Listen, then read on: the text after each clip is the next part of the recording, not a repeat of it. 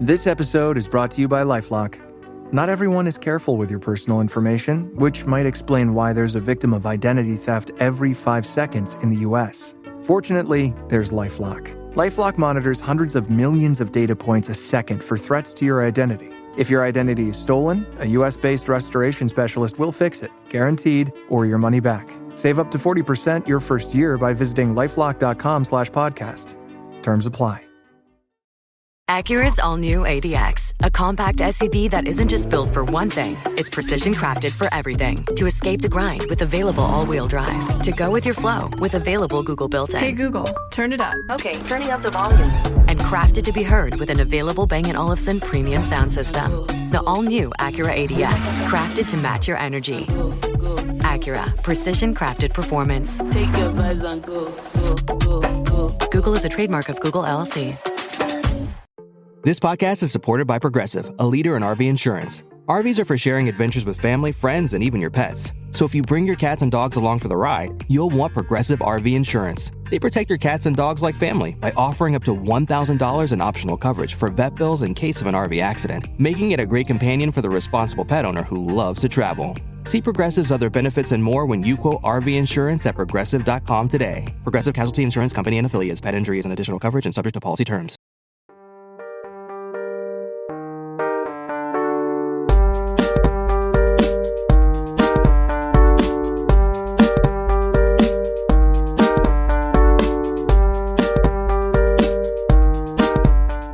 Sorry I made you wait. Oh, I'm sorry. I didn't know we started recording. Hold on. Can you hear me? Yeah, you can. You're holding the mic on the right side this time. Yay. I'm getting like a new camera and like lighting and stuff, like properly doing like a stewed. I don't know if this is weird, but you look great. Did you get work done? What's going on with you? I did. Actually got some fresh Botox. Oh, Patreon that's what exclusive. Well, a couple of things. I have lash extensions for my various trips coming up. I got some Botox so my eyebrows are more lifted. I'm not wearing any makeup right now, by the way. Really? No makeup. Did a bee sting you?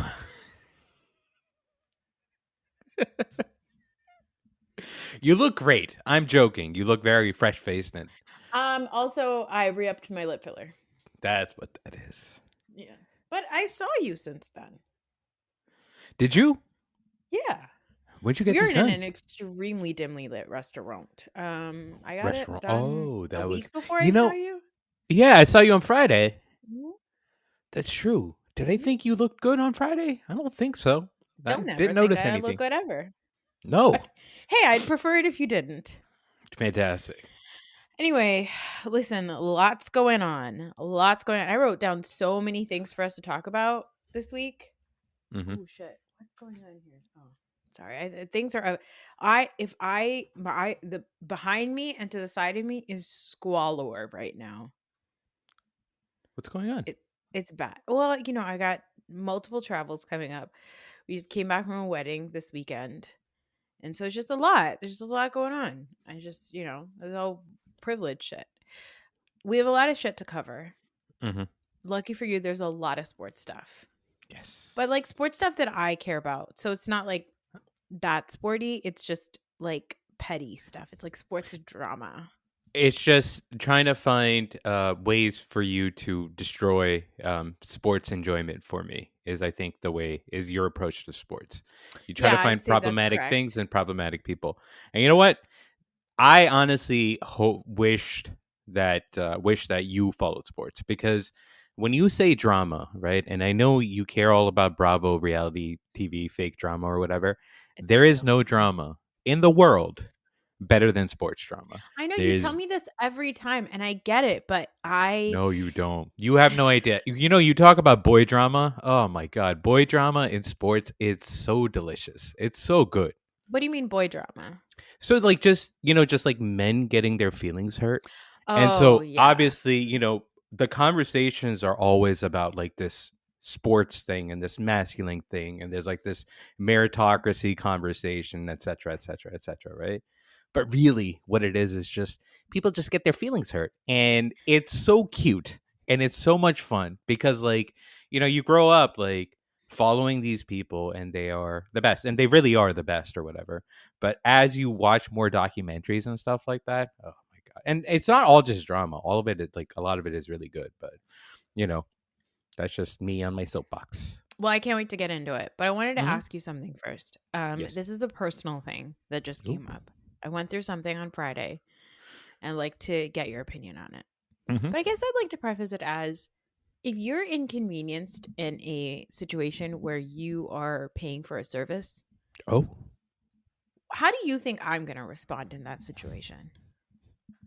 Well, I do recall being at an airport once with you when we missed our flight. That's all I will say. I think I think you're patient up until the point that you feel like you are not being heard, and that you are not getting what you paid for. And then at that point, you go off, I would say. I hate to break it to you, but I think that my husband and my children have softened me. Oh, really? Yeah. So last Friday, I had an appointment for lashes, and my appointment was at 1:15, about 20 minutes away, like 30 minutes away. My appointment's at 1:15. I, being my husband's wife, like to show up early places. Yeah. And so I'm driving. It's like almost 1:00. I'm arriving around 1 just to give myself a little bit more time. And I get a text message from this person saying, "Hey, I'm running behind. Just so you know, I'm running 30 minutes behind, so I'll be able to take you at 1:45. Now, right there already, 30 minutes. I'm like, that's a really long time. And she's like, why don't you grab lunch and then I'll meet you in 30 minutes from your appointment time. So at 1:45. Yeah. Question. When she said, why don't you grab some lunch? When you read that, how did you feel about that? Were you like, hey, this person's being considerate? Or were you like, hey, bitch, don't tell me what to do with my time? Oh my God, Raheel, that's exactly what I was saying. She was like, if you want to grab a bite locally, grab a bite locally, bitch. This is Nutley, New Jersey. You want me to go to the diner? I think they have a Mama Juana there. That's pretty good. So I'm like, okay, whatever. So again, I'm like, all right, inconvenient, because I'm like, I got here 15 minutes early. Now I have to wait 45 minutes before I, get my appointment. I famously I eat really fast. Hold on 1 second. There's a child coming in. Yo, what's up? You made paper? Yeah. That's amazing. Thanks.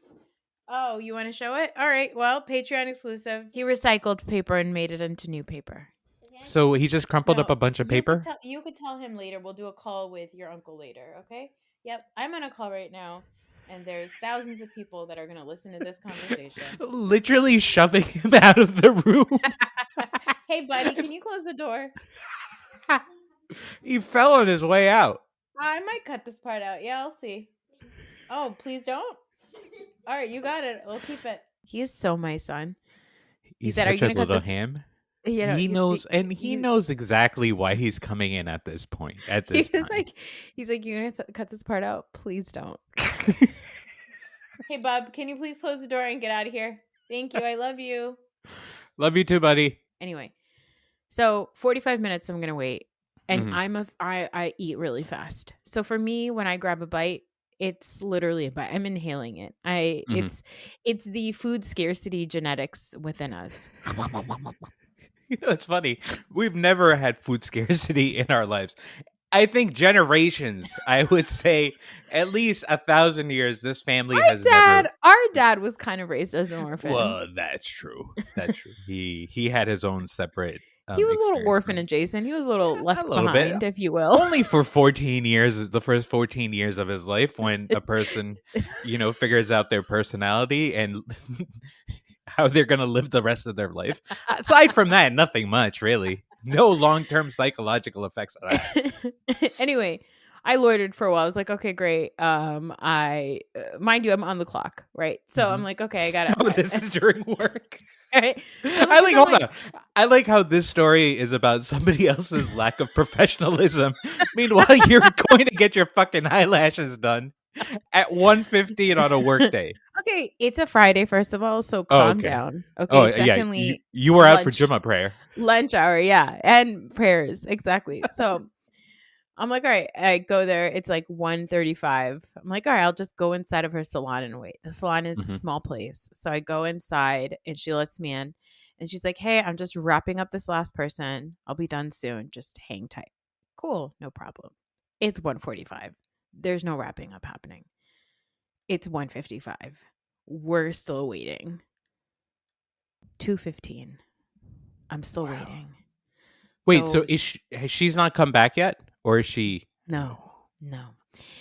At 2:20, I finally go and she's like, hey, thank you so much for waiting. This never happens. Damn. The previous person just took a lot longer. So I really, really appreciate you. Whatever. This, by the way, the person I'm going to for the first time ever. So it's a brand new lady. So anyway, she does my lashes. Obviously, they look great, whatever. And in that time, for like the last hour that I was waiting, I was texting with my friends who are also all in the service industry. A lot of them are in service industry. It's like doing nails or hair, or like one of my friends is like a spray tan person. So I was like, what would you do in this situation? They were like, well, if it was a 30-minute wait, I would text that person and say, hey, if you want, we can reschedule to a different day, because 30 minutes is a really long time.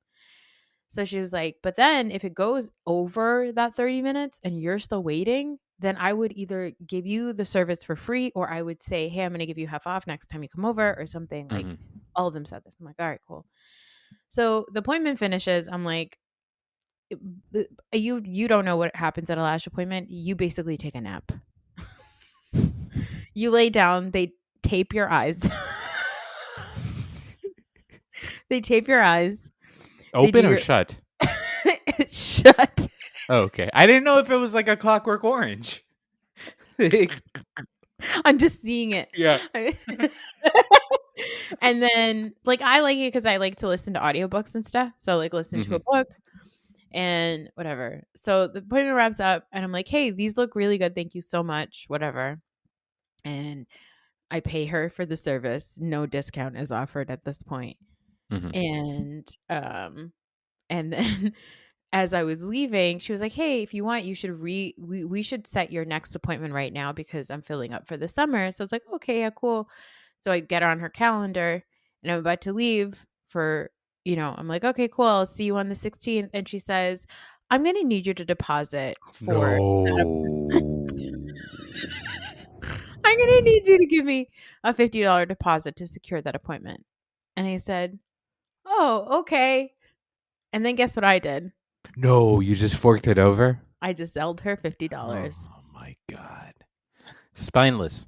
It's it's a shame. It's a shame to watch the most prominent customer service harasser that freedom fighter, I would say. Some might call me a terrorist, but yes. Exactly.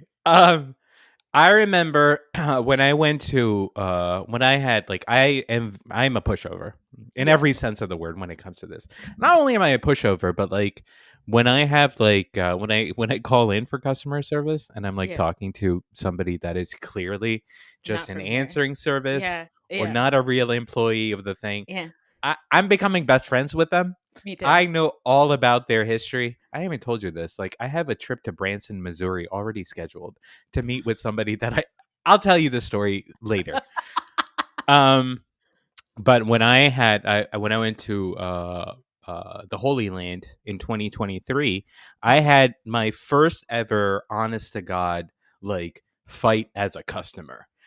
Because somebody I bought this phone charger. Remember that you got a phone charger. You got really upset.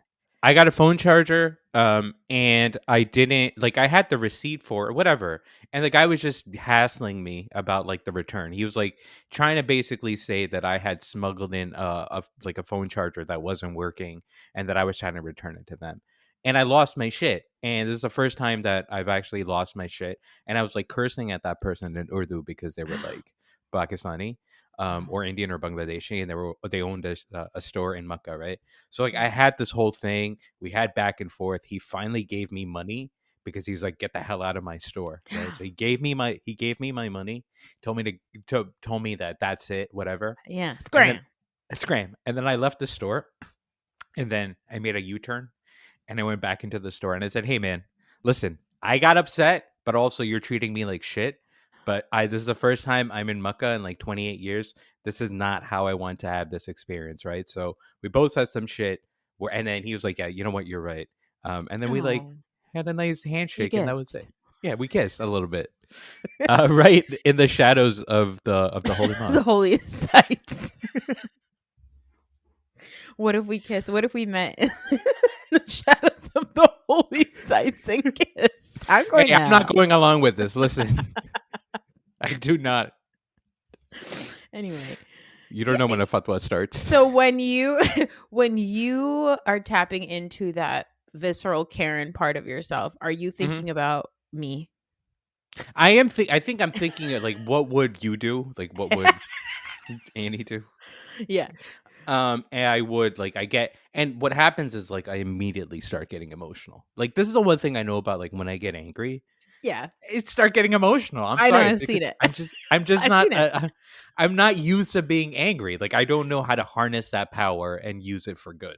I've actually seen this a lot in men, like soft men, if you will. Hey, how dare And you? when I say soft, I mean that complimentary, by the way. Like, I've Yeah. seen that a lot in straight men who try to stay even keel and like cool about things. And then when they get like upset and frustrated, it doesn't actually come out as anger. It comes out as like quite sad. It comes out as emotion because you're Yeah. just like, there's so much going on inside me. I don't like, I am being disrespected right now. I am not being treated. And so all of those things kind of, obviously it's all happening at the same time. We don't know what part of us is like being affected by it. But I think honestly, it's just like, this person is not treating me like a man, and I don't feel like a man in this moment. Not a man. And you know what? Yeah, exactly. So I think that's what it is. Like, Interesting. Mhm. Well, for me, this happened, and then I was talking to my friends, and I was like, should I text her? Should I like say something or whatever? And so one of my friends was, a good thing to say would be to just say like, hey, just wanted to know if there was a discount applied today for like the hour wait, and then also if wait times are typical, because I just want to plan for future appointments. Nice. I love this because that wait time question is absolutely just, it's so petty and kneeling, because she can't say yes, wait times are expected, right? That just shows lack of customer service. Who's this friend of yours? That's genius. She's a professional. She's been in the industry for like, I don't know, 30 years. Okay. So I had said, really nice to meet you. I'm loving the lashes. I said, was there a discount applied? And also, and I said, was there a discount applied for the 1 hour wait today? Or is there typically a wait time from the scheduled appointment time? I just want to plan for future appointments. Let me know. Thank you so much. Thank you. By the way, so many passive aggressive question mark and exclamation marks in here. So she said, lovely meeting you today. I'm so happy you're loving your lashes. No, the 1 hour wait time is extremely atypical, and the first time it's happened. At most, it might be 10 to 15 minutes, but usually I have clients well paced. I do appreciate your patience. Please keep in mind, I'm a one-woman show, and running a small business, being the talent, the admin, the marketer, the social media manager, the inventory buyer, an accountant, and the janitor, smiley face, winky face, smiley with the tongue sticking out, is challenging. While there was run-on with scheduling, it in no way affected the deliverables, and you received my full scope of work and allotted time with me. Raheel gets even better. With that being said, I will gladly offer $5 off your next appointment if you like. Now, to give you some perspective, this is $150 to $200 service. She gave you 2% off. She said, here's $5, bitch. Shove it up your ass. Go get your fucking shine box. Now, I want to do is say, hey, go fuck yourself. Give me back my $50 deposit. But then I went on her website, and there's no policy. There's nothing. Yeah. So if I said to her, hey, I think I'm going to cancel the next appointment. Can you Zelle me back the $50? She can be fully within her right to say, actually, it's a non-refundable deposit. Yeah. So my options at this point are to just go on the 16th, do the appointment, and then never see her again. Yeah. Or not go on the 16th, Lose $50? Lose $50. Why would you do that? I know. Well, that's just dumb. Well, I mean, or she might say, I'm charging you for a no-show for the whole appointment. You know what I mean? Yeah, I don't know. I have no idea what the policy is. Also, there's no way, like most of the times if you go through like Square and you like make your appointments through like a person's website, like I've done this for like nails or hair or whatever, right? You get a link to say if you want to cancel the appointment or whatever, hit 1, 2, whatever. There's none of that. Yeah, she's a single woman. And a janitor. Here's my question. Now you, famously, defender of the woke. Yeah. Defender of women everywhere. Everywhere. Independent women, all you women, single Small women. businesses, local businesses, Hoorah. Latina-owned businesses. Like, yeah. If you could get lashes and get like, what's that? Rosie picture? the Riveter. Rosie the Riveter, yeah. That is how you want to live your life. Now, when you see that message about this single woman-owned business struggling to make ends meet, right? Having to clean. In the moment, are you like, hey, you know what? Good for you, lady. Or are you just like, hey, this bitch is just trying to get around paying me what is just like, this is just somebody trying to get around that, right? No, I think this is bad customer service. This is bad customer service, straight up. Because here's the thing. You weren't doing social media posts or doing like plunging the toilets when I came and you made me wait for an hour. You did not plan out your day appropriately. Exactly. If you had a client come before me and that person you knew as soon as they got there that this was going to take a lot longer than you expected, even if it was 30 minutes, the right thing to do is to text me or call me and say, hey, I'm really looking forward to you coming. You're a new customer. I want to make sure you don't wait. Can we reschedule you for 2:30? Are you still free at that time? And I would have said, yeah, sure. I definitely have work to do. I am on the clock. And then, you know what I mean? Yeah. But that's not what happened. So I don't know where I am. Like when I told Fahad that I was going to send that text message, Fahad was like, I would never send that text message. And then I was like, you know what? I am going to send it because he's a nice person and I'm not. And so I don't want to lose a sense of who I am, and that's why I sent that message. But then I was just like, okay, well, $5 off and that ChatGPT as response, like that whole thing about deliverables and scope of work. I was like, that's from ChatGPT. You do lashes. Yeah. Relax. Well, hey, listen, you do not put down just because it's not your business and it's because a woman-owned business doesn't mean that you can trivialize it, all right? Don't use corporate speak with me. If you have a lash business or any type of like other, like that's I don't even use that kind of language in emails. And I work in the most corporate environment there is. I work in the slowest, most corporate industry. I fucking work for Big Pharma. Like we don't even talk that way.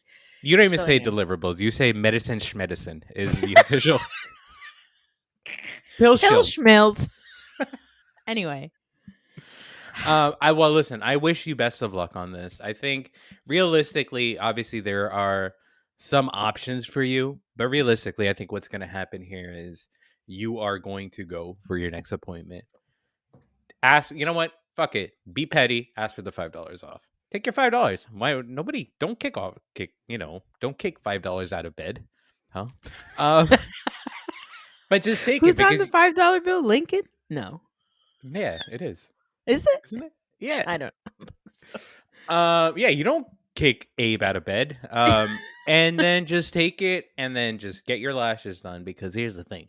She did do a good job. I look great. Look at me. I look amazing. She looks you look fucking great.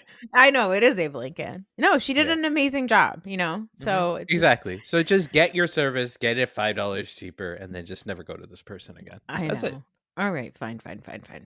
Okay. Well, speaking of people with no scruples, the Eagles attended the White House today. I remember the woke team that I was told that I was rooting for. All of that celebration. Hey, this feels like a win for black people. I heard a whole lot of bullshit when I attended that Super Bowl party. Well, let me tell you something. Very important. Jalen Hurts did not attend. Ooh, that's good. Yeah, but you know who did? Yeah. Juicy Thighs himself, Saquon. Yeah. How could you do this to us? ? He attended. He not just attended. He is doing golf with Trump. Doing golf. He's playing doing golf. He's doing golf. Mhm. And then, you know, people were on the internet, they were chattering, they said, what's going on? And then Saquon said, and this is such a millennial post or like a Gen Z post, whatever. Mhm. I think he's considered a young millennial. He wrote, LOL. Starting a statement with LOL is so petty, Saquon. He said, LOL, some people are really upset because I played golf and flew to the White House with the president, all caps. Maybe I just respect the office and not a hard concept to understand. Just golf with Obama not too long ago, ... And look forward to finishing my round with Trump, ! Now you get out of my mentions with all this politics and have an amazing day. Crying, laughing emoji. Mhm. How does that make you feel? Sad. Saquon, you know money changes people. Saquon's made like $250 million in his career before I this. know, he's been a millionaire for a long time. In the words of my husband, colon open parentheses, he's sad. He's sad. He couldn't even pull out an emoji for it. He had to go all the way old school and go colon parentheses to show how sad he was. He's very disappointed. So I'm disappointed too, and it's confusing. I don't know what to make of it. You know, it's something that's been kind of in the air, I would say, for that I've been aware of for like probably like 20 years. Yeah. My first recollection of it was actually University of Florida basketball team, right? Yeah. They had Joakim Noah, who was their best player. They won the national championship, and at the time it was George W. Bush, right? Yeah. And Noah said that, you know, I can't, like, this is like right in the height of the Iraq war and the Afghanistan war. This is like 2006, 2007, right? And George Bush was, you know, for most of the world, they saw him as some sort of war criminal, and they saw him as somebody who was not very smart, right? Yeah. It's interesting because, like, compared to Donald Trump, George W. Bush is now looked at as like this gentleman in our society, right? Like he can sit next to Michelle Obama and they can joke around. And sure, some people have some problems with it, but really it's fine. Anyways, so when that was going on, Noah said that I can't go because I see him as a war criminal. And his coach said, hey, I understand that, and I don't want you to feel like you don't have a voice, right? But there is a bigger thing at play here. Like, understand like your position also as somebody in the world. You are somebody that's known, right? You're a star. You can choose not to go there. It would just be easier if you go and you hang out with the president. You are pleasant because that's what's expected of you. If you don't do it, then it becomes a story, and it's like, do you want to be a story, right? And that argument kind of makes sense to me because there is, well, like, hey, it's just the office of the president, right? Like, being called to the White House by the president is historically been looked at as a great honor. Yeah. I think anybody who thinks that Donald Trump in any way represents a normal presidency is lying to themselves. Right? They are just saying they're just saying the thing that, you know, just to be able to do whatever. Now, does this mean that Saquon Barkley is full on MAGA? Of course not. No. Right? I think he's just, I take him at his word. He is respecting the office of the president or whatever, right? At the same time, I think for celebrities and athletes and stuff like that, I don't know if it's fair to have expectations of them to kind of to match your morals and match your values and stuff like that, right? I would never, you know, if Donald Trump called me to the office, I don't know for what, I would never go, and I wouldn't go because I have my reasons or whatever. Do I need Saquon Barkley to not attend the White House on my behalf? Not really. Do I think it is something fucked up and something that I wish that he didn't do? Yeah, because I'm on the other side usually. Like, you know, that's what I want. But I'm not. He's just an athlete. And also he's like a 28-year-old man. Like, he is also just living his life, and, you know, he's whatever. And also, I think that a lot of football players, especially black football players, these are guys that come through college sports. And college sports, we know, is like wildly racist. And there's a lot of racism that happens in a lot of these spaces. So they've also grown up being around people that think this way. They grow up around MAGA people. And so for them, they're like, this is what we're like. Do you not understand the industry that we work in? Exactly. Do you that's what it is. Now, what's crazy is we shouldn't expect a lot from our NFL players. It is still upsetting, like I said, for a lot of Philly sports fans to see this. Good on Jalen Hurts for not going because he said no. But what's shocking is everybody knows Jerry Jones. Now, if you're an Eagles fan, you especially know Jerry Jones because he is the owner of the Cowboys. And there's that picture of like white people yelling at black people trying to like go into, it was the first day at school was desegregated in Alabama or Arkansas. And they're like, Jerry Jones is in those pictures. I don't think that's confirmed. Is he confirmed? Yeah, he was definitely a student at that he time. Was a white person taunting black students attending, colleges. So he was definitely there because again, be careful. He was definitely there. He was definitely on the side of the whites. But he isn't taunting. He's just standing there. He's standing there in solidarity with the rest of the races. With the rest of the whites. Okay. Now, Jerry Jones, we expect pretty bad stuff from him, right? Cowboys, America's team, I feel to me, unfortunately, I know that there are obviously black and brown and queer and non-binary and marginalized people who are Cowboys fans, right? I'm sorry for you. But Cowboys fans, to me, it gives me a little MAGA adjacent, right? Cowboys, yeehaw, I get it, right?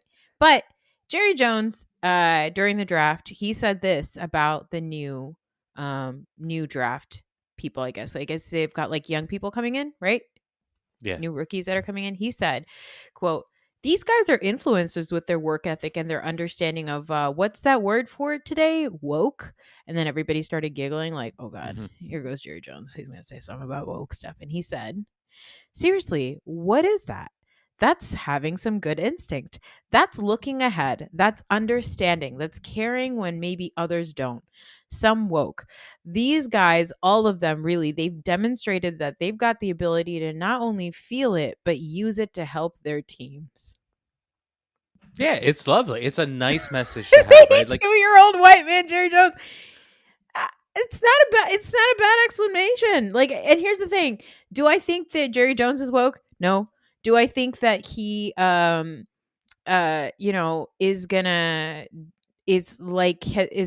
made fun of the word, that he's anti-D&I at times, or he's been in circles that people are anti-D&I or anti-woke? I'm sure he has.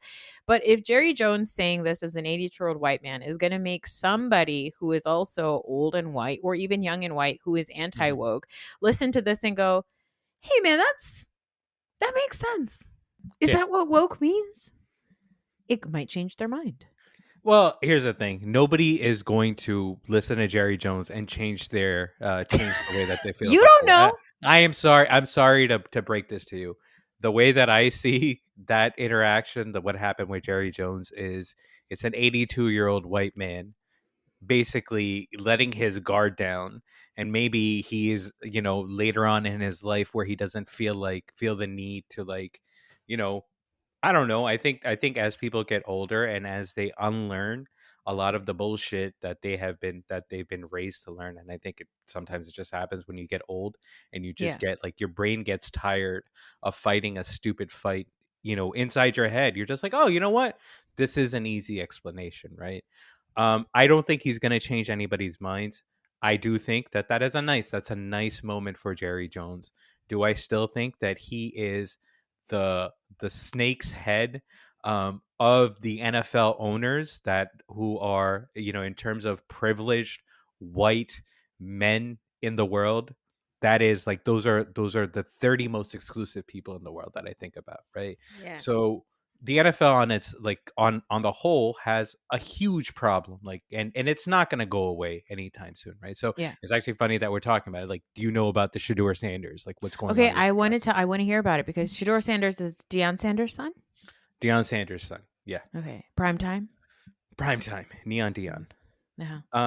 So basically, what's going on with Shedeur Sanders is Shedeur Sanders was a college quarterback.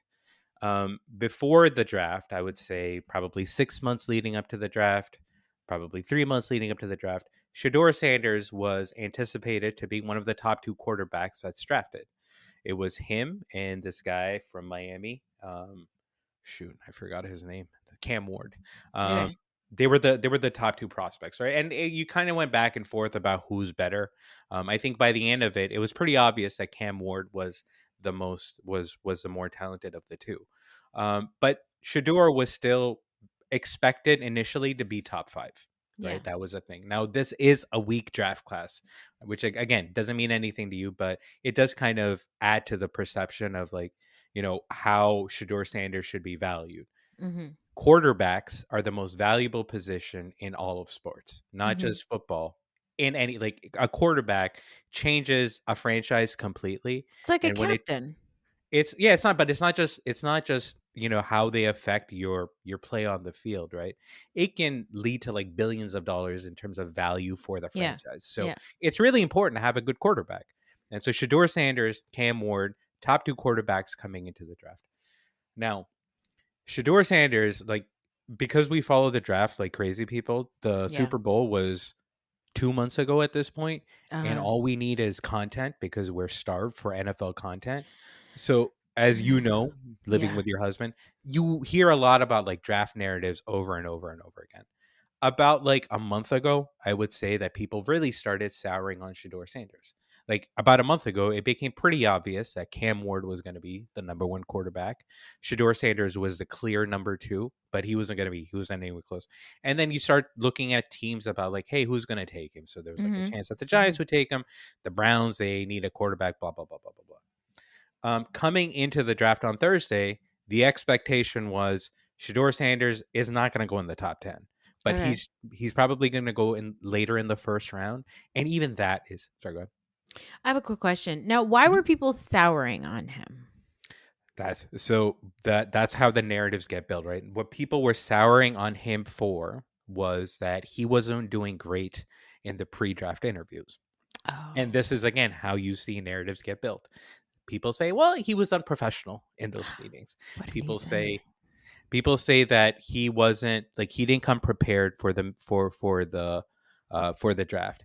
The biggest story that happened before the draft regarding Shedeur Sanders was there was an anonymous head coach who said that is the worst pre-draft interview I have ever seen, right? And that story took off. And I think it was on the basis of that story, everybody's like, oh man, Shadeur's in trouble. And we don't know who this anonymous head coach is?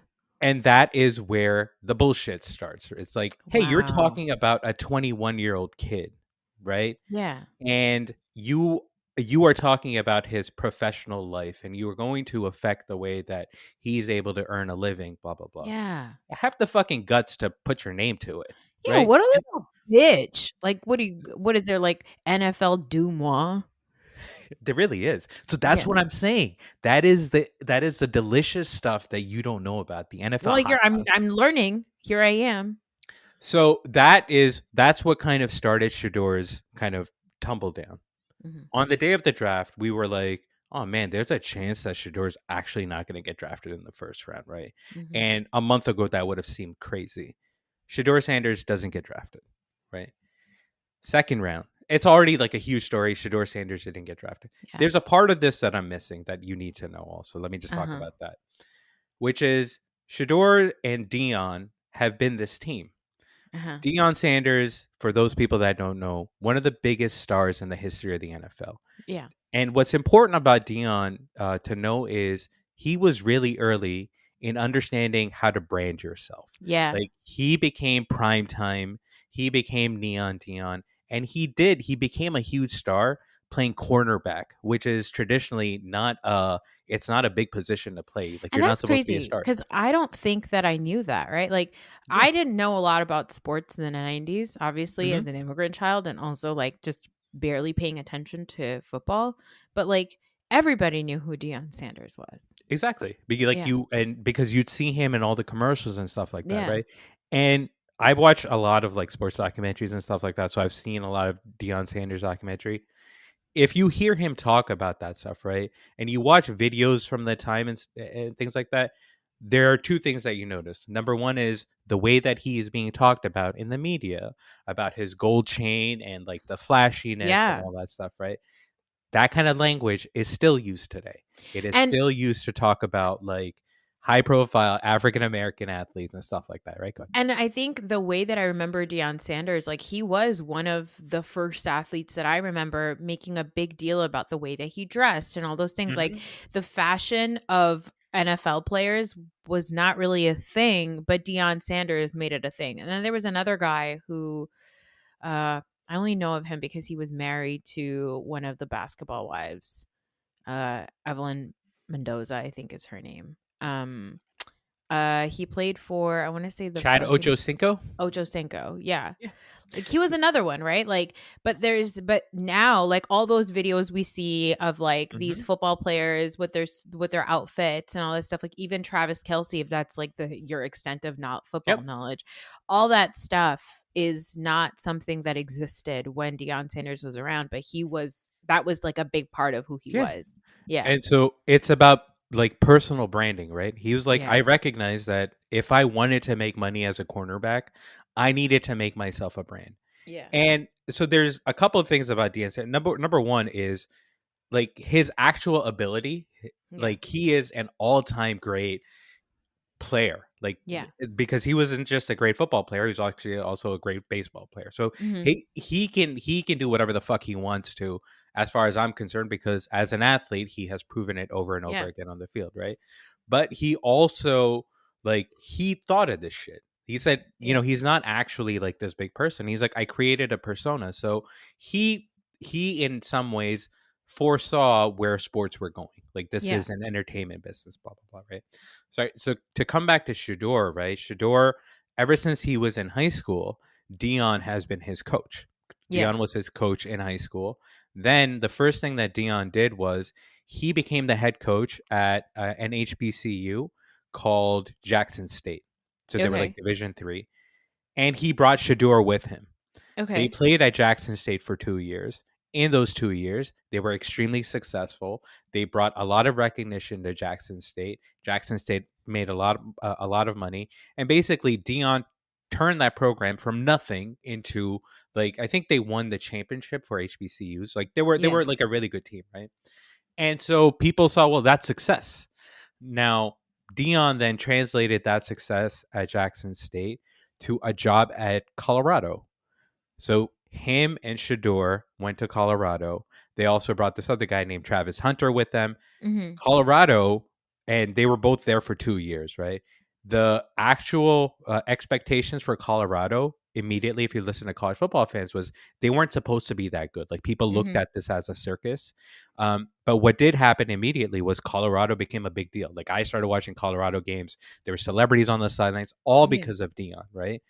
And they ultimately did better than people were expecting in the 2 years that they were there, right? Did they win a championship? No, because they didn't really have the talent. But if you are honest with yourself and you look at before Deion and after Deion, the Colorado's football program is obviously better. Like they're better on the field, and their value in terms of social media and name recognition is so much greater. And it's all because of Deion, right? Yeah.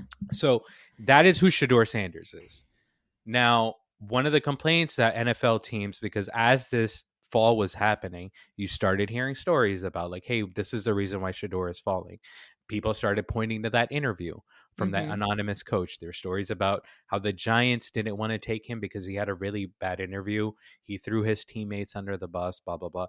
But really what it started to sound like was NFL teams don't want this circus coming to them, right? And so Shedeur starts to fall. He's in the second round already. People are saying, hey, there's no way he falls beyond the second round. Falls into the third round. Yeah. Now we're already in day 3. Yeah. Now it's becoming a story. Now it's just like, okay, what the fuck is going on? Yeah. Falls out of the third round, falls to the fourth round, to the point where people are just like, okay, this now feels like he may not get drafted, and it feels like it's targeted, right? He ultimately got drafted in the 5th round. And he got drafted by the Browns. Yeah. There were 6 quarterbacks that were drafted ahead of him, right? Mm-hmm. There is no way that there are 6 quarterbacks in this draft better than Shedeur Sanders as quarterbacks. Like, they're not better on the field. Like, we watch enough football to know that, right? The reason why he fell is because, well, NFL teams really care about character. And this, his character really didn't show. And that's the reason why he fell. And so that's the conversation that's been happening right now, which is some people are pointing out, the right people, and I think this is the right side, which is, you can complain all you want to, right? Realistically speaking, this is a person that should have gotten drafted much, much earlier. He didn't because of bullshit reasons outside. That is fucked up. And we see race playing a part of it. Yeah. People on the other side are like, no, well, he was just not being professional. And how can you say race is a part of it when the first player picked, Cam Ward, is a black quarterback? See, the NFL teams aren't racist because Cam Ward isn't. That's not how racism works. And I think that's the issue, right? Like, if you want to just say, well, one black quarterback got picked first, how can you complain about somebody who's racism going to be a millionaire? Exactly. Yeah. And so that's really where we're at with it. I think what it's revealed to me again, and this is something that, watching American sports over the last 30 years, this is something that you realize is anytime you have an inkling that race is at play, it usually is. There always is, right? Like Barry Bonds and Jeff Can, and the New York Knicks of like the mid 2000s, like those stories didn't have race at the forefront of it, but you kind of just feel like there's something happening over here, right? Like, for people to say that his character is the reason why he dropped and because he was aloof and he is this like rich, spoiled kid, blah, blah, blah, blah, blah. Sure, you can make that argument, but like, we've also been watching NFL drafts for our entire lives. Problematic people get picked all the time. Shedeur Sanders has never been in any legal trouble. He's never had any sort of off the field issues. The only reason why you don't like him is because he is a big star, and also because he doesn't fucking need your money to make. Yes, I was just gonna say that you can't control him the way that you can. That this is a weird thing to say. I hope I don't fuck it up, but like, Cam Ward needs that money more than Shedeur Sanders needs that money. You know what I mean? And it's just like, it feels like the entire NFL came together to teach this young African-American man a lesson. And that may be like overblowing it or whatever, but that's what it feels like to me. It feels like that. I mean, while you were talking, I was looking up some more stuff about him. It is alarming that even Donald Trump criticized the NFL team owners for not selecting him, and he understands a nepo baby. He does, what I mean? And that's the thing. That's what I was gonna say. I think that there is a nepo baby component to it because his brother Shiloh also was undrafted. He went unsigned, and then he now plays for the Buccaneers. I think. Yeah, he signed with the Buccaneers as a free agent. But like, Shedeur, it seems like as a college athlete already has deals with Gatorade, Beats by Dre, Nike, along with other like brands. So he already is kind of his own person. And I understand that in a lot of team sports, you don't want that. You don't want somebody who is going to outshine and play ahead of the team and be bigger than the team. And maybe that is like an old school way of thinking. But the reality of sports today is you need to sell your team in its fanciness. Like, you can't tell me that the Chiefs don't have more players because Travis Kelce started dating Taylor Swift. Like, of course, you know what I mean? Like, I think that there is that part of it. Jalen Hurts, love him. A big part of the reason why a lot of women watch the Eagles is because he's hot. Yeah, those thighs. No, it's his face. It's a tush push, right? But like, there is. You do need to like, and I think that because I understand that my husband disagrees with you, I think that for people who are like football purists that feel that it is just like a game of like just athletic ability and all that kind of stuff, I think that for them, they feel like that's a reason to not draft somebody who has a lot of the quote quote circus around them. But today's world and how sports is consumed and how money is made in sports, these companies, which are basically what these teams are, run like corporations, and Yeah. branding is a big part of it. So I also saw the thing about him getting prank called by the kid of the Falcons, like was it Exactly. some coach? Offensive No, coordinator. defensive coordinator Jeff Yeah. Ulbrich, Yeah. and his son. What's his prank son's name? called. Hold on, Mickey? No. What's his Jax. Jax? Oh Yeah. God, of course it is. So, and it's actually interesting to me that happened, right? And that became a social media story, blah, blah, blah, blah, blah.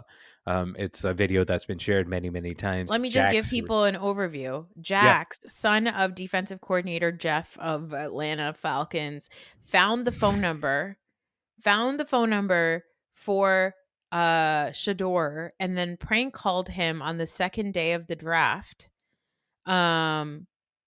And pretended to be, I guess, New Orleans Saints general manager, and told Sanders that he would have to wait a little bit longer before he gets whatever. So it's like you have people like this now, like literally involving themselves. Like, you can't tell me that this kid isn't being targeted for something.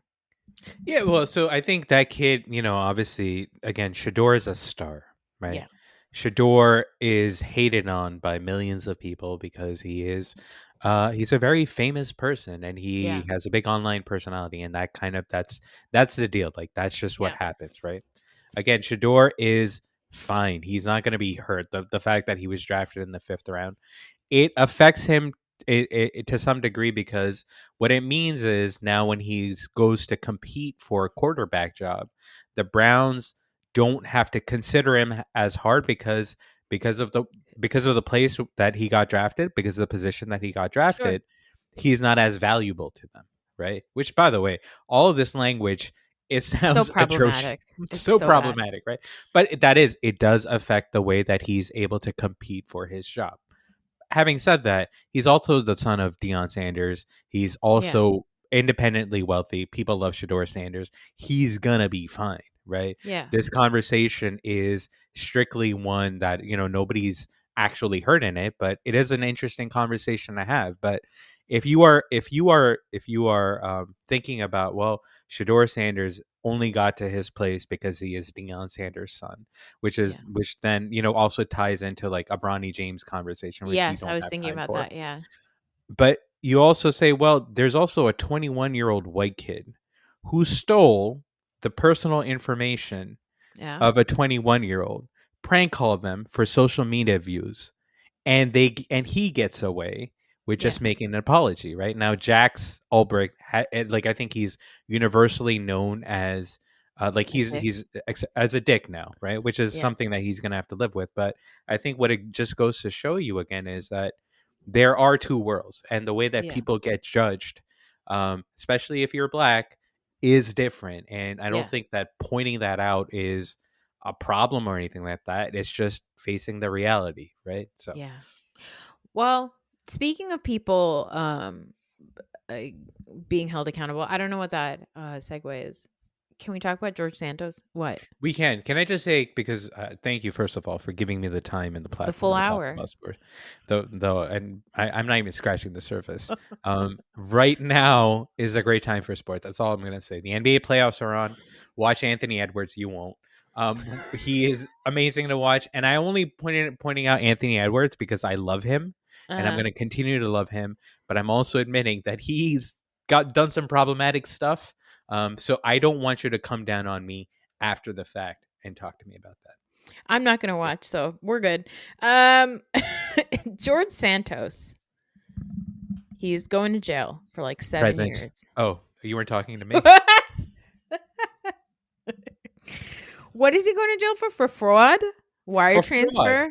Yeah. I think he used campaign funds, right? That was his deal? Let's see. Let's find out. George Santos charges. What's going on here? George, what are you going to jail for? I still cannot believe he's 36 years old. Like, that's so crazy to me. Is he too young or too old? Too young. 36? He's younger than me? And I'm an idiot. No, that's crazy pants. Okay. He is he's pled guilty to identity theft and wire fraud. Identity theft. He's been sentenced to 87 months in prison. Well, George. And people were like, MAGA people were like, oh, maybe he'll get, pardoned by Trump. And I was like, no, not George. No, he's too brown and too gay, I think. I don't think, George is looked at as a clown within the Republican Party. They disavowed him almost right away. Yeah, they did expel him from Congress. Yeah, there's no value. He brings no value to anybody other than, what's the name of that website? Other than Cameo, which is something that we should do before George goes into the slammer. Yeah. So I mean, 36 at the age of 36, 7 years is a lot. But I guess good luck to you. I don't know who. It's not even just identity theft; it's aggravated identity theft. Yeah. I mean, look, if he's not going to get pardoned, maybe he'll, open his trapper about some things that are going on in the Republican Party that we all already know, but he is involved in a variety of other deceptions, including lying to Congress, fraudulently collecting unemployment benefits, and bilking campaign donors out of hundreds of thousands of dollars. Oh, good luck to you, George. I guess we'll see you on VH1's House of Villains in like 7 years. I think you are giving your Bravo people too much credit. We'll see him on Bravo in about 3.5 years. No. Andy Cohen's going to give him a show in the Slammer. No. Don't be ridiculous. There's other women are already in the Slammer that would get a show before him. There's housewives already waiting to get out of the clanker for that stuff. Okay. Other stuff that happened in the news is that Trump tweeted at Vladimir Putin because he is still attacking Ukraine. Now, as you remember, Trump said that he would stop the war in Ukraine within the first day of becoming president. And here we are so far, no stopping of the war. Did yell at the president of Ukraine about not wearing a suit. And not saying thank you. But then there was a strike on Kiev, which obviously is terrible and very sad. Trump tweeted a couple of days ago. He said, "I'm not happy with the Russian strikes on Kiev," all caps. "Not necessary, comma, and very bad timing. Vladimir, stop. 5,000 soldiers a week are dying. Let's get the peace deal done." I saw, the Spice Girls song, "Stop right now. Thank you very much." Somebody tweeted saying, "Vladimir, stop right now. Thank you very much. I need somebody with a human touch." Hey, you. All right. Anyways, this is you diseasing my mind. Yeah. But when I saw Vladimir stop, you know what I thought of? I thought of Fofty, please. Oh, you already thought of Fofty, please! Oh my god, I haven't even thought about Fofty please in so long. Same energy, just like Fofty, please answer my phone. Vladimir, please stop. So Fofty. I've done all the things, Vladimir. Just a bitch. It's so Fofty, please. Oh my god. Yeah. Hey, listen, Trump's busy. Okay, I gotta say, he's doing all kinds of stuff. He's attending UFC matches. He's tweeting about Shador Sanders. He's telling Vladimir to knock it off. And also, they're trying to incentivize people into having babies. Yeah. Now you have handmaiden your way out of this shit. I sure did. I said, "Whoop, not me." Yeah. I just plucked those fallopian tubes right out. That's exactly the sound that made. That's how I woke up from anesthesia. I said, "Oh, it's out." It was a Seinfeld episode. Dun, dun, dun, dun, dun. Anyway, they're saying we'll give you how's $5,000 for a baby? Hey, $5,000 for your hard work. Now, who gets the $5,000? Is it just the mom? Because that's bullshit. Excuse me. And also, they're like, you only get $5,000 for giving birth. Yeah. We're not giving you $5,000 for getting pregnant. No. And also, you need to give birth and you need to survive birth. Yes. So also, those very important.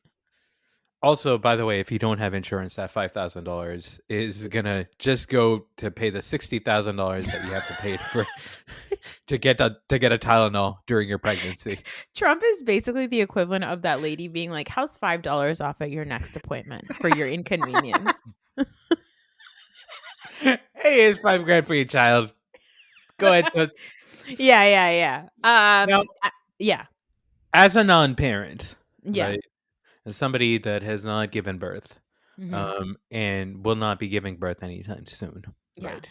Yeah. How, like, when you hear $5,000, what is that in terms of childcare? And like, when you say, "Hey, $5,000 could really help me out," like as I raise this child, like, how does that?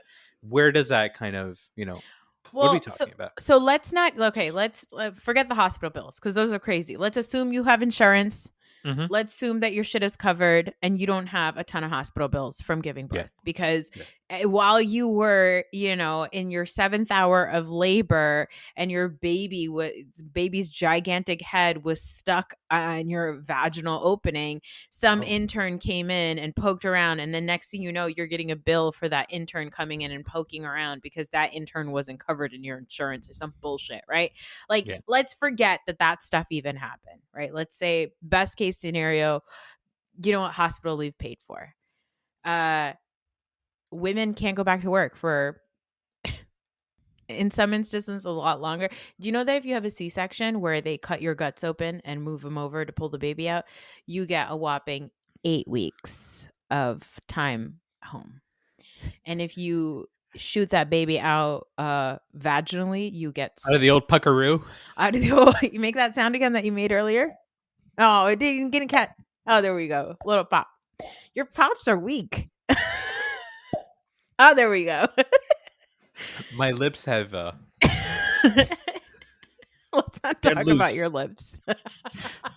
My lips and the mom's lips are loose. That's why the pops are weak. I don't like it. Anyway. Oh, so you can mock me and mock a mother who's just given birth, and apparently I'm the bad guy. Anyway, this is America. Anyway, let's say you get six weeks. So you only get 2 extra weeks for your guts opening up. So let's say that you are a mom. You get, and in that 6 weeks, you know what you get? What? You get like $175. So let's say, and that's if you're in a state where you get that.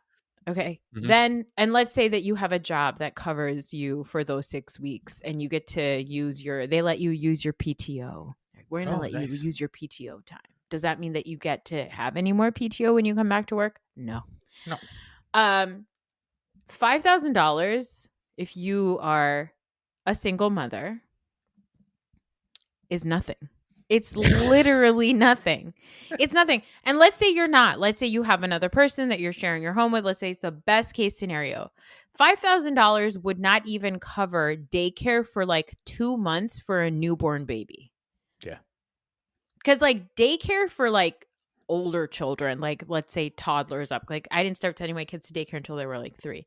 Full-time daycare, I'm talking about like 7 a.m. to 7 p.m. full care is like $2,500 for like a 3-year-old a month. It's expensive to have these kids, man. I tell you, it sucks. What is with all... Sorry, I heard a lot about like how hard it is to be a mom and a parent. I just kind of tapped out. What is with these guys and their obsession with breeding? Like, that's the only way to put it. Like, they're obsessed. Like, fucking Elon Musk is obsessed with the world's population. It's like, dude, what is going... And here's the thing, man. It's not like they care about the entire world's population. No. They only care about one specific race. It's like weird, like legacy shit. It's like that's like they're like, their value, I guess, is where they feel that they would be like sprinkling their seed around the world. It is, and like and that's what you think about. It's like the seed. yeah, they don't have like, because they have endless amounts of money, right? It's the same way like Jeff Bezos is obsessed with space, like because they're bored here, like they've like done all the things here. Yeah. Elon Musk is like, well, what if I just fill the earth with more of my children? Because Just the me. fear is also, well, it also comes down to like supremacy, right? It's like white supremacy too, because that's that they don't care about other people's children. They only want to make sure that there's more of their kind. They're afraid that the more and more they see black and brown children, that eventually they are going to take over the world. I mean, if you think about it, like 50 years ago, 60 years ago, I don't think anybody had a real idea of how many other people there were in the world, right? Like your understanding of the world was very limited to like a small radius of the people around you. And now with like globalization, they realize like, oh, wait a minute, there's actually a lot of black and brown people with a lot of power. There's a shitload of There's other. so many of them. There's a shitload of foreigners in the world, man. There's a shitload of people that aren't American. Yeah, so let's just find some, conservative influencers and knock them up. And then not pay for the child rearing. Yeah. And not be So yeah, I don't know. Sounds like a plan, man. I think I like it. Yeah, well, it's all weird, like alpha male shit. It's like a man's role in the world is to like impregnate and like, I guess that's it. Ew. You know what that is? It's a sprinkler of sperm. It is a sprinkler, yeah. You know when you sprinkle the lawn? Instead of water, is little Elons. I don't like it. I don't like it at all. Anyway, so I did Handmaid's Tale my way out of it, but $5,000, I'm Belinda at the White Lotus. You're going to need to up the ante here, buddy. All right? Greg, it's time for more money. I think so. Do you know that this might be UK listeners. Please let us know if this is true or not. Like in the UK, you get more money for having a baby. Really? They give you like $10,000. 10,000 pounds? I think so.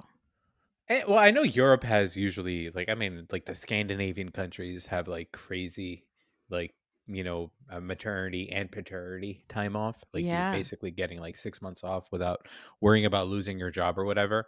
Yeah. I think I've lived in America for too long because I hear that and I'm like, oh, that's crazy. How are you supposed to have an economy and support that and stuff like that, right? But it's also because like I am like, I also think it's okay for a CEO to make 1,000 times what the average worker. You're like, whatever, exactly. Right? He deserves it. He worked hard. Exactly. So I think but the way that I think about parenting, and when I've seen good parents in my life and stuff like that, right? You do really need to focus on your children. Like I do think that that's a good thing to do, like to be able to give people the space that they need to make those connections with children and stuff like that. Because guess what, man, our jobs are all going to be automated pretty soon. Like we are all going to be replaced with robots and AI chatbots and stuff like that. The only thing that we should be really worried about is how do we raise better humans down the line, because they're the ones that are going to have to take care of us. So, do you know the new thing that is going to be coming? I have a prediction. Woke was woke. This is the previous version, and then there was like DNI, right? BLM was before woke. Like all the terms that like people get mad about, like Republicans. What is DNI, by the way? DENI. Oh, DENI. You keep saying DNI. I know DEI. DNI. What's DNI? DENI. It's not DENI. It's just DEI. Okay, I always say the and. Oh. Okay. Sorry. It's not in. It's and as an ampersand. Okay. Anyway, I think the next one is going to be empathy, because that's the new word. I can only tell because on TikTok it's starting to show up where Christian influencers are talking about the sin of empathy. There's a guy who wrote a book. There's another woman that wrote about radical toxic empathy, and how that's the new thing that is driving people to the woke, the liberal ideals. The radical liberals want you to care so much about other people that you're actually, in the words of Elon Musk, suiciding yourself. I don't know how you can be a Christian and say Yeah. that you give a shit about Jesus and fucking read the Bible and come away with that, right? Like, I don't know how that happens, but Yeah. I think it just speaks to, like, I don't know, cognitive dissonance, whatever that means, right? I was like, today I was watching this, and maybe it's something that we can recommend, but there's this BBC documentary out about settlers in the West Bank, right? Okay. It's Louis Theroux talking to settlers in the West Bank. Yeah. And it's really interesting because you hear them, and as a Muslim and as somebody that has been like pro-Palestinian, whatever, obviously I have a thought about what I think about settlers, what I think about Americans that show up Yeah. and, take over people's houses that have been living there for 1,000 years and just say, Yeah. hey, this now belongs to me, right? Yeah. Obviously I feel a certain way about that, but his conversations with these people, what is obvious is that these are people that have known what oppression looks like. These are Yeah. people that have been subjugated to horrible atrocities for thousands and thousands of years, right? And you feel that in the way that they are passionate because they are like, we have to protect ourselves Yeah. because the world wants to kill us. The world has Yeah. wanted to kill us since the time of Christ. So this is, we have to be vigilant in the way that we protect ourselves, right? Absolutely. Yeah. And it's like they take that energy and they are using that energy to justify them being aggressors against other people. It's like Mhm. it makes you go blind, like and, Your and rage. your rage makes you go blind to like the harm that you are causing on somebody else because of your history or whatever, right? And again, like this is, I think that what's been going on with Israel and Palestine for the last coming up on 2 years is the most significant conversation I think in our lifetime about Yeah. like people actually talking about it Yeah. rather than just people in Amnesty International, whatever those like people are actually talking about it. Yeah. And you want to be careful because there are people that are looking for reasons to be anti-Semitic and stuff like that. But I just wish that people like those people, the people in that documentary or whatever, just fucking take a step back and look at the way that you are talking about other human beings Yeah. because this shit is just stupid. Like it's just Yeah. a stupid way to live. Yeah. You can't tell me that empathy is a bad thing at Mhm. any point.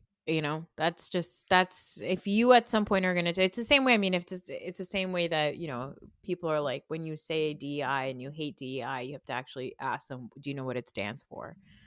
And if you say, I don't believe in diversity, equity, and inclusion, you're like, oh, okay. You said those words out loud and you don't care. But I think that those same people are the ones that are like, empathy is like, are really not good. You're It's like, yeah. It's interesting because like people that say like DEI is a problem and woke Yeah. is a problem, yeah. they're brown people, lots and lots of brown people that work Oh, corporate yeah. jobs Yep. that fucking hate. Oh, how dare you teach me about the 32 genders? Oh, I have to say I Happy have to put Pride my Day. pronouns in my email. How Ew. do you know it's 6 letters for he/him, and that's going to take a valuable, it's just a fucking signature. Anyway, so there are those people that Yeah. are like anti-DEI and stuff. The other thing that's happened is I think at this point, like white racists, like actual racists, are really comfortable in their Yeah. racism Yeah. and being out loud. Like Morgan Wallen, right? Like that Yeah. guy said, Yeah. "Get me back to God's country," right? Now, what is God's country to him? And it's like, this is a guy, I've heard him say the N-word. Like, Yeah. this is a guy that uses the N-word regularly, right? Yeah. Am I allowed to call Morgan Wallen a racist? Yeah. I should be. Yeah. But he gets to celebrate his racism and gets to be a star, and people look the other way. So I think it's just a lot of horseshit that's going on right now. And yeah. Hey, listen, before we wrap up, I want to know where you are on your PITT journey. I'm on the last episode, and I'm taking my time with it because I'm not ready to say goodbye. It took me like 4 days to finish the last 2 episodes because I was really sad about it. I don't. What am I gonna do without Dr. Robbie and the way that he talks and the way that he? You want to know about a thing about Dr. Robbie, the character of Dr. Robbie? What's that? The doctor, Dr. Rabinowitz was an actual doctor in the Pittsburgh area. And he was one of the doctors that lost his life, was killed in the Tree of Life shooting. No, dude, I was gonna. When you said that, like that's what I was thinking. Oh my god! And then that's why Noah Wyle. Do you also know that during the filming of that show, they weren't allowed to have cell phones on set? So Noah Wyle made a little lending library for everybody to be encouraged to read. Noah Wyle, what a cutie patootie! Why isn't he a bigger star? Cutie! I'm like, I think he can only be a doctor. I think so. Here's the thing. By the way, did anybody respond? Anybody watch? No, nobody watched it. No one watched it. No. I should clarify. It was a TNT TV movie. Oh, better. It wasn't the actual. There were two other Steve Jobs cinematic movies. One is Michael Fassbender. The other one is fucking Ashton Kutcher, which was terrible. The Michael Fassbender one, another one I watch clips of all the time. But I will still say Noah Wyle, hands down, the best Steve Jobs. Here's what I'll say about Noah Wyle as a doctor. I want him to treat me. I completely trust it. Just whatever. Yeah. Noah Wyle, go for it. I have like a broken leg, tibia. Sure. Whatever. Give me 50 cc's of whatever the hell is you want to give me 50 cc's of. I believe you. I saw also on Thread, somebody pointed out that at one point he talks to somebody about knowing Hawaiian funeral rituals. Mm-hmm. Dr. Parker.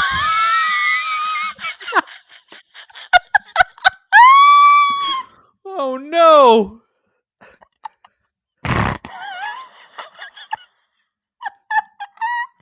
Dr. What Green. a shock. Dr. Green.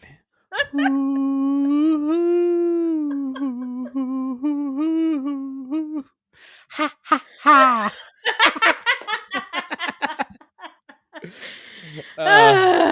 What a great show. You know what I want to do? Is when I greet somebody, this is how I want to greet them. You know how they check to see if somebody's alive by like doing that thing on their heart? This is how I want to do it. For non-Patreon listeners, Raheel took his fist and rubbed it right against his chest. I guess that's what they're doing, is they're bringing discomfort to the heart, and that wakes you up. Is that the thing? Yeah, I think so. Because this just turned me on. That's all this is doing. You're like rubbing your nipples when you meet people and they're like, Raheel, what are you doing? I was watching the PITT.